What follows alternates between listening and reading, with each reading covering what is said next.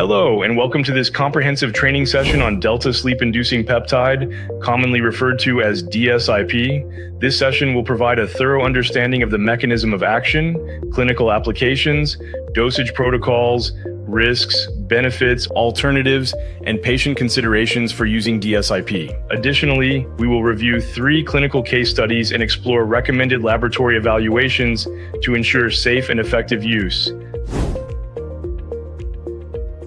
Let's get started. Delta sleep-inducing peptide, or DSIP, is a naturally occurring neuropeptide first discovered in the 1970s.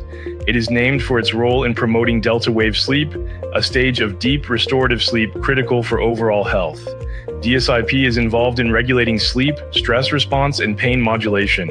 It has been studied for its ability to normalize circadian rhythms, reduce stress-related disorders, and enhance recovery from various chronic conditions. Although not FDA approved, DSIP is widely used in integrative and functional medicine practices for improving sleep, reducing stress, and addressing chronic fatigue. DSIP acts on the central nervous system and hypothalamus to influence key physiological processes.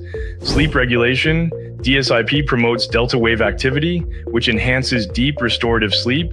It interacts with the body's natural sleep-wake cycle, improving sleep onset and quality. Stress and cortisol reduction. DSIP modulates the hypothalamic pituitary adrenal axis, helping to reduce cortisol levels and improve stress resilience. Pain modulation.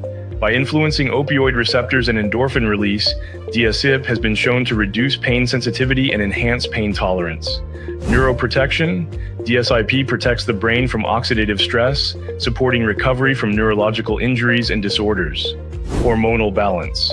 DSIP may normalize the release of certain hormones, including luteinizing hormone and growth hormone, contributing to improved metabolic and recovery functions.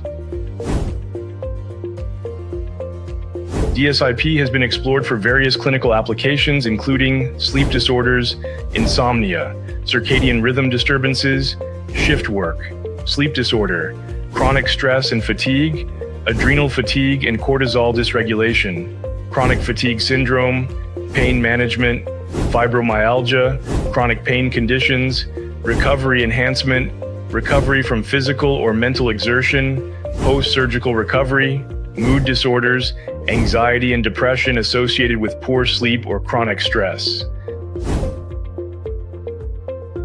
Benefits.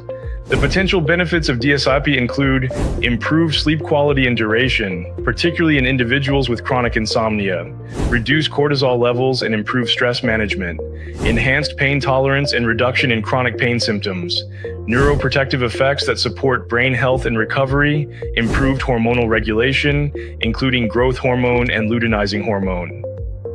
Risks. While DSIP is generally considered safe, potential risks include mild headaches or dizziness in some individuals, temporary grogginess or fatigue after administration, rare allergic reactions to the peptide, hypothetical risks due to limited long-term human studies. Proper patient screening and careful dosing can mitigate most risks. Alternatives. Alternatives to DSIP for similar clinical goals include, for sleep improvement, melatonin, valerian root, or cognitive behavioral therapy for insomnia. For stress reduction, adaptogenic herbs like ashwagandha or phosphatidylserine. For pain management, low-dose naltrexone, physical therapy, or mindfulness-based stress reduction. For recovery, growth hormone-releasing peptides or BPC 157. DSIP is typically administered via subcutaneous injection for its systemic effects. For sleep disorders, dose 100 to 200 micrograms injected subcutaneously 30 minutes before bedtime. Duration 3 to 4 weeks with adjustments based on clinical response.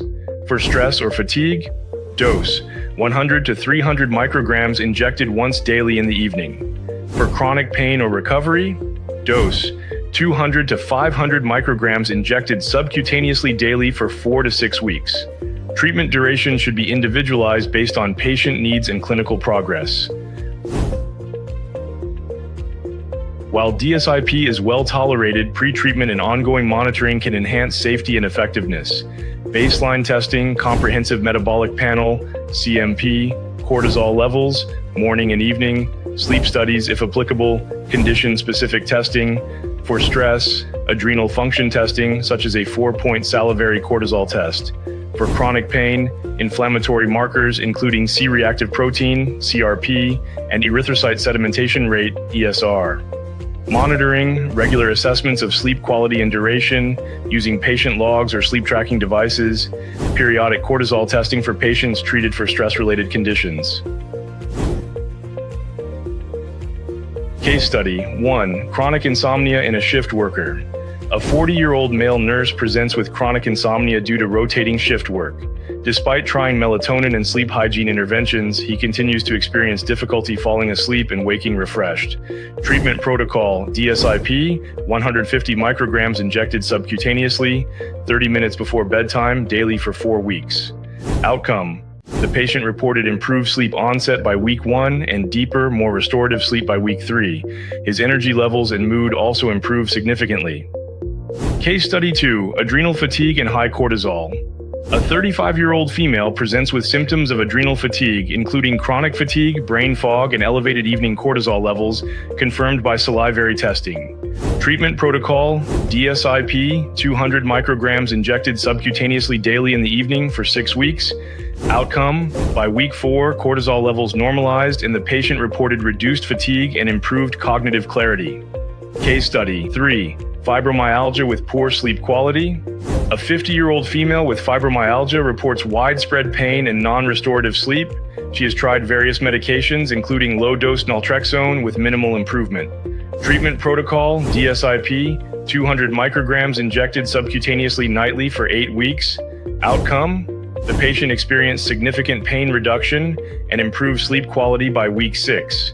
She also reported greater energy levels and improved quality of life. In conclusion, delta sleep-inducing peptide is a promising therapeutic option for addressing sleep disorders, stress-related conditions, chronic pain, and recovery enhancement. By improving delta wave activity, modulating stress responses, and enhancing recovery, DSIP offers a safe and effective way to improve patient outcomes.